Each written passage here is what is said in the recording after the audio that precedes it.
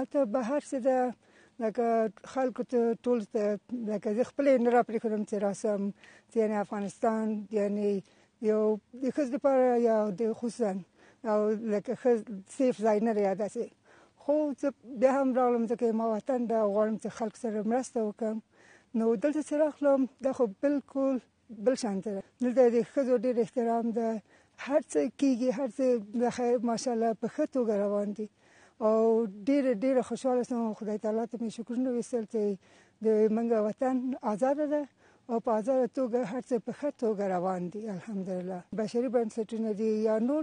څوک چې مرستې کوي موږ نور دوستان چې بهر دي امریکا کې دي یا په اروپا کې دي هر ځای کې چې د هغو نه زه خواهش لرم چې هغوی وکړي چې خپل وطن ته راسي یا له هغه ته نه مرستې وکړي او د سیاست په توګه ترې د سیاست نه پکې ځان وانه چوي یعنې د خپل د انسانیت له وجې نه خپل افغانانو سره مرسته وکړي ځکه چې موږ وطن ده د موږ خلک د یخ ته وطن خلک چې دي ضرورت لري د موږ خلک چې دي خوار دي او دوی چې بیا بهر ملکونو ته ځي تداویانو ته هم وطن نه پیسې دي هم خلکو نه ځي او هم خلک په عذابېږي نو ولې خپل چې څه کولی شو خپل وطن کې ورته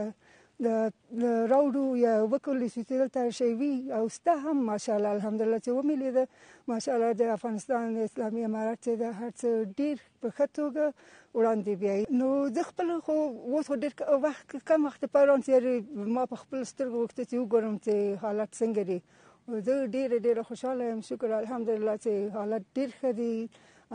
ښځو ته ډېر احترام ده خلک د نور ملکونو خپل وطنونو ته ډېر کومکونه شیان کوي زه غواړم چې ولې موږ